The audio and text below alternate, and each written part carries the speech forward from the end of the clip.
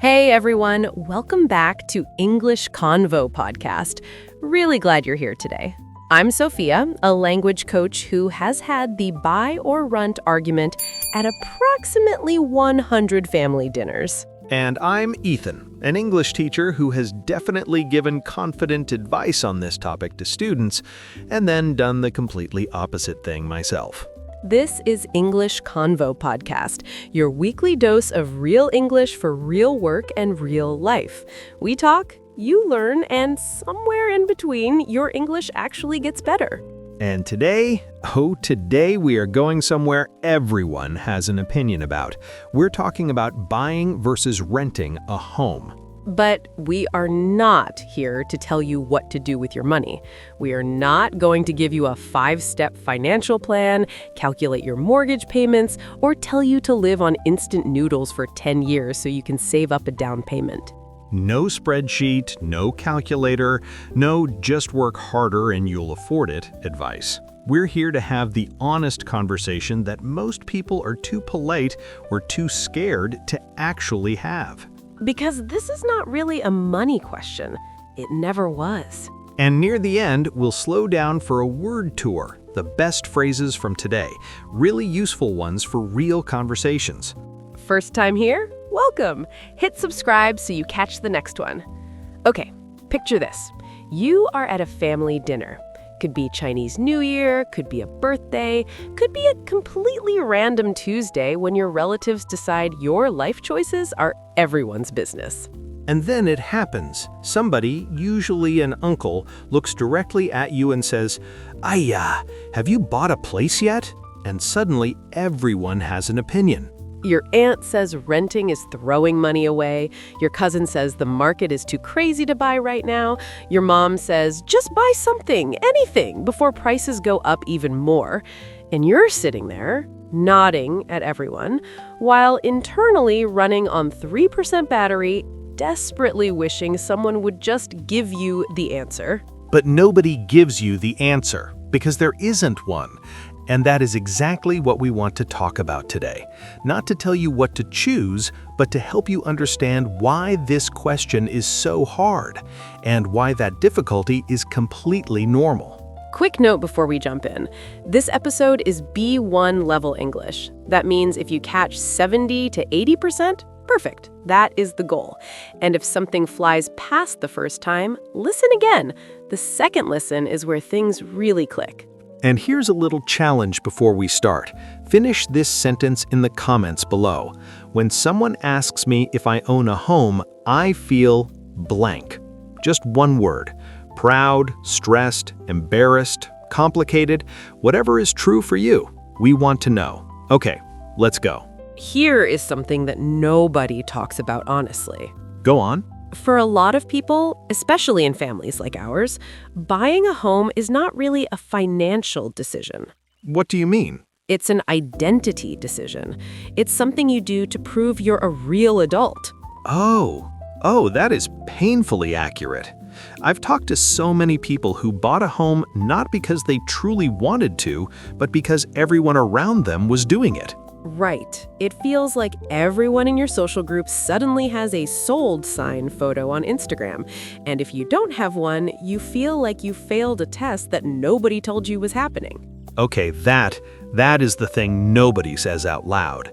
There's this idea, especially in a lot of cultures, that renting is something you do temporarily. Like renting is the waiting room and buying is when real life actually begins. The waiting room. That is exactly it. Like you're just sitting there with a number, waiting for your name to be called. But here's where I want to push back on that idea. Please do. That idea that renting is just temporary and buying is when real life starts, that is a cultural story. It is not a universal truth. And when you're making a decision worth hundreds of thousands of dollars based on a cultural story, that's worth questioning. And that's where most people stay, on the fence.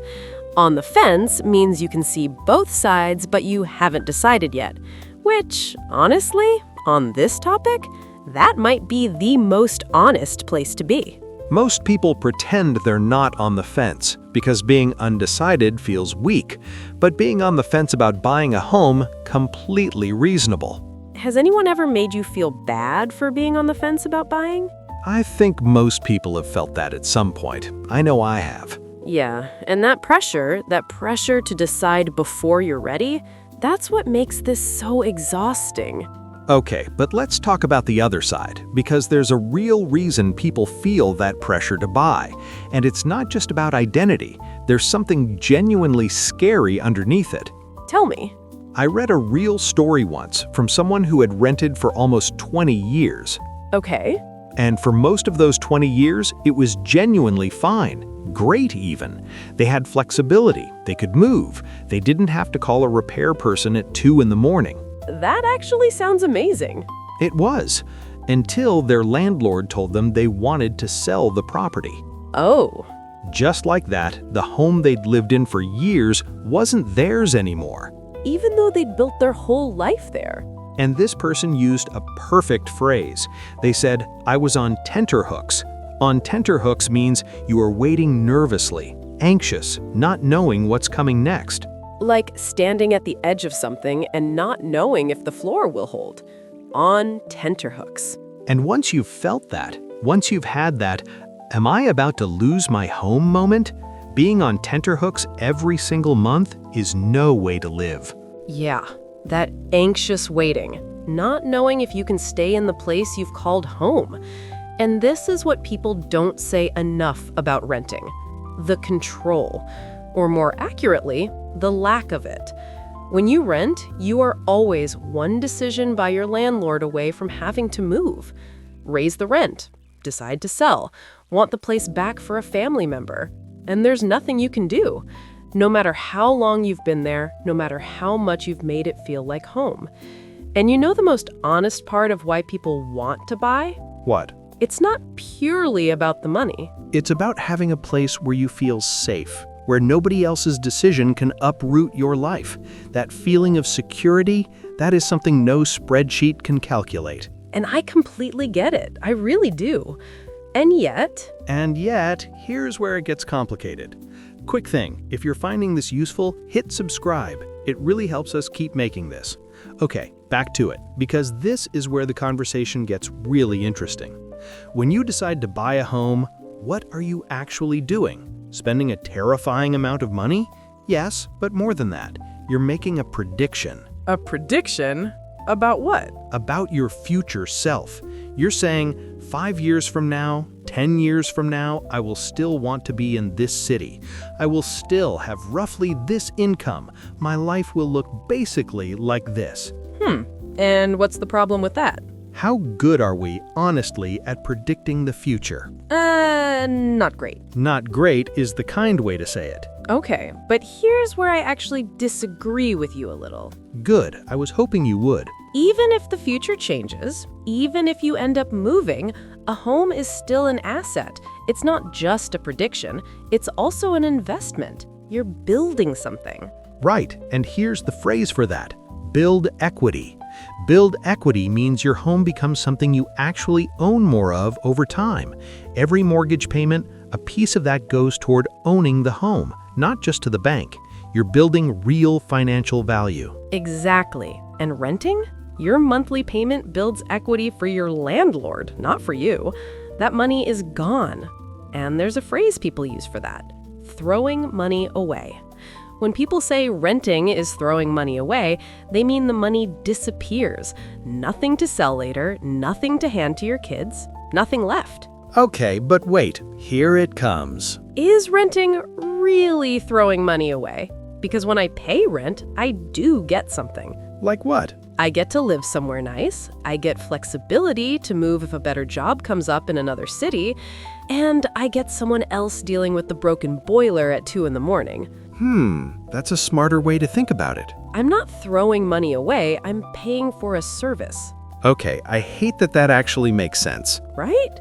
So before we go further, let's actually weigh up both sides properly. Weigh up means to carefully compare two options before you decide.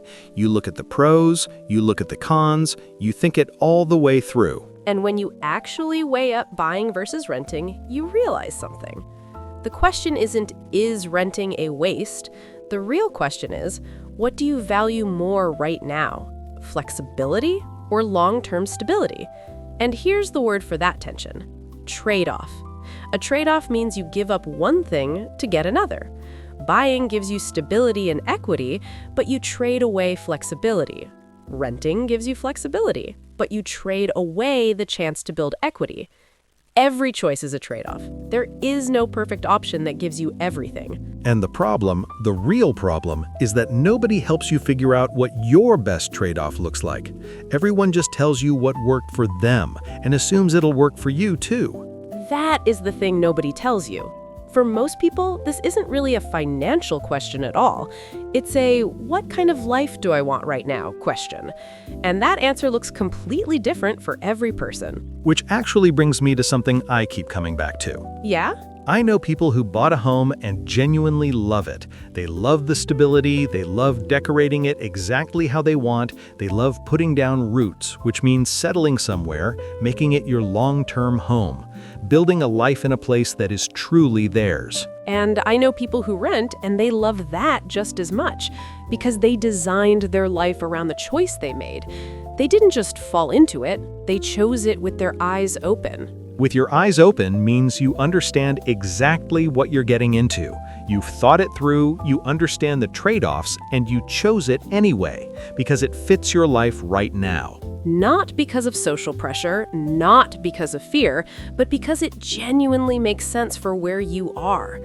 Buying or renting, neither one is the adult choice. The adult choice is knowing why you picked what you picked and being at peace with the trade-off you're making. Choosing with your eyes open instead of letting the pressure choose for you. And here's the thing we keep coming back to on the show. What? A lot of people feel like they can't talk about this topic in English. Too complicated, too many words they don't know. But you just followed this entire conversation. Trade-off, build equity, on the fence, on tenterhooks, way up. You understood all of it, in context, without stopping. We didn't pause before the conversation and explain everything. You picked it up as we went. Which means you already know more English than you think. You just need to start using it. That's really the whole point of everything we do here. And now, let's slow down for a second. We used some really useful words today. Let's go through them, one by one. Really understand them, so next time you need them, they're actually there. Take a breath, and let's begin. The first phrase, on the fence. On the fence means you haven't decided yet. You can see both sides and you're still thinking. From today, being on the fence about buying a home is completely reasonable. Another example, I'm on the fence about changing jobs. I see good and bad on both sides. You can say it, on the fence. Next, on tenterhooks. Think of it this way. You're waiting for news and every minute feels like an hour. That's on tenterhooks. Anxious, nervous, not knowing what's coming next. From today, he was on tenterhooks, not knowing if his landlord would let him stay. Another example, the whole team was on tenterhooks, waiting for the client's decision. You can say it, on tenterhooks. Build equity. Simply put, build equity means you're slowly owning more and more of your home. Every mortgage payment, a piece goes to the bank, and a piece comes back to you. From today, when you buy, every month you build equity. When you rent, you don't. Another example, after 10 years, she had built real equity in her home and used it to start a business. You can say it, build equity. Throwing money away. Here's how to remember it. Imagine actually throwing your cash out the window. Gone. Nothing left. No return. That's throwing money away. From today, people say renting is throwing money away. But wait, you are getting something. Flexibility. Another example, paying for a gym membership you never use, now that is throwing money away. You can say it, throwing money away. Trade-off. This one's powerful. A trade-off means every choice has a cost. You gain something and you give up something else, always. From today, buying gives you stability, but the trade-off is flexibility. Another example, the trade-off of working from home is you miss the office social life. You can say it, trade-off. Way up. For most people, weigh up means to carefully compare two options before you decide. You're not rushing, you're thinking it through properly. Both sides. From today, you need to weigh up what matters more to you, flexibility or stability. Another example, before accepting the offer, take a week to weigh up the pros and cons. You can say it, weigh up. Put down roots. Think of a tree. The roots go deep and the tree doesn't move. Put down roots means to settle somewhere, to make a place your long-term home. From today, they love putting down roots, building a life in a place that is truly theirs. Another example, after years of moving for work, she finally put down roots in one city. You can say it, put down roots. And the last phrase, with your eyes open. For most people, with your eyes open means you made a decision knowing exactly what it involves. No surprises, no wishful thinking. You knew the risks and you chose it anyway. From today, don't just fall into this decision, choose it with your eyes open. Another example, I knew the startup was risky. I joined with my eyes open, and I don't regret it. You can say it, with your eyes open. Before today, maybe the only English you had for this topic was house. But now you can say, I'm still on the fence about buying. You can say, I've been on tenterhooks every time my landlord calls. You can say, I'm carefully weighing up the trade-offs with my eyes open. That's real English, and it's yours now. Here's your small challenge for this week. Oh, I like this one. Next time this topic comes up, at a family dinner, at work, anywhere, don't just say, I don't know, or stay silent. Use one phrase from today, even just, I'm still on the fence. That's it. One phrase. That is a real answer. And tell us in the comments if you actually tried it. We want to know. Before we go, we want to hear from you. Every episode, we pick topics based on what you actually need. Drop a comment below and finish this sentence. The English situation I want Sophia and Ethan to talk about is blank. Just one sentence. That's it. We read every single one, and your topic might become our next episode. And if you haven't subscribed yet, today is a really good day to do it. Hit the bell too so you actually get notified when we drop a new one. We'll be here every week. Real English for real work and real life. This is English Convo Podcast. See you next time.